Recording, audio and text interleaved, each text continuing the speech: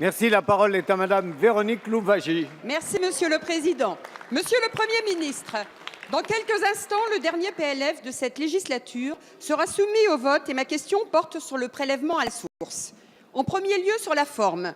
Votre majorité est particulièrement mal à l'aise sur ce sujet. Preuve en est le défaut de mobilisation de vos députés qui n'a pas permis l'adoption de l'article 38 jeudi matin. Bravo.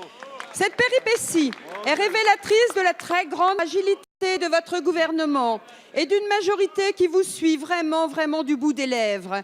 Et ce, alors même que vous avez su à plusieurs reprises trouver le soutien des députés de l'opposition pour soutenir les mesures responsables que vous proposiez contre votre propre majorité. En second lieu, sur le fond, je veux rappeler que ce texte comporte d'abord des conséquences pour les contribuables confrontés à une complexité extrême avec la mise à mal de la familiarisation et de la conjugalisation de l'impôt sur le revenu. Ensuite, un manque de confidentialité des informations personnelles et notamment de celles des salariés. Également pour les entreprises, une charge accrue de travail et un coût en matière d'adaptation des logiciels comptables, alors que la DSN ne fonctionne toujours pas partout. De plus, une année de transition pleine d'incertitudes pour le secteur du bâtiment, les propriétaires ne pouvant déduire les travaux en 2017 de leurs revenus fonciers, ce qui les incitera à les reporter. Il s'agit tout de même de 400 millions d'euros de travaux. Alors, dans ces conditions, Monsieur le Premier ministre, pourquoi vous obstinez-vous encore et toujours à vouloir mettre en place le prélèvement à la source? Et de plus, si cette réforme est, comme l'ont dit vos ministres de l'économie et du budget, et je les cite, une belle réforme, une grande réforme faisant honneur à ce quinquennat, alors, Monsieur le Premier ministre, pourquoi ne pas l'avoir fait en début de mandat?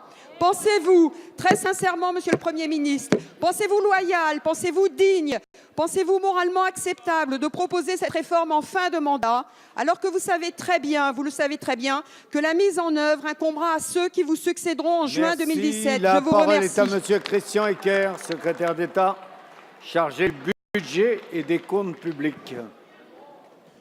Merci, Monsieur le Président.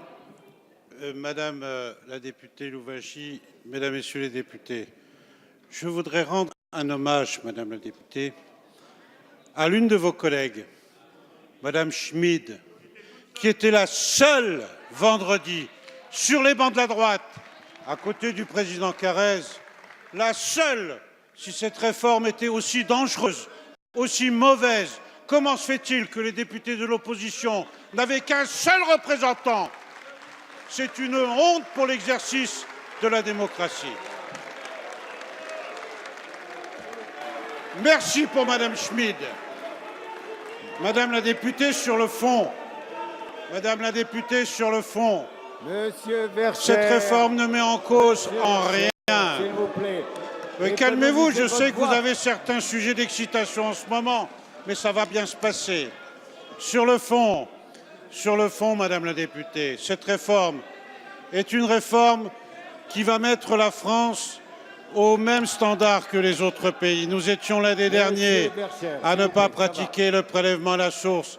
Alors, Madame Louwagie, il n'y a aucune remise en cause de la familiarisation de l'impôt, aucune remise en cause de la progressivité de l'impôt. Justement, cette réforme qui, pour la première fois, et c'est historique, a été adoptée par le Parlement alors que bien d'autres enviaient, avaient rêvé de la faire. Alors, Madame la députée, sur ce sujet, comme sur d'autres sujets, de société notamment, est-ce que l'opposition va un jour se décider à rentrer dans la modernité? Merci.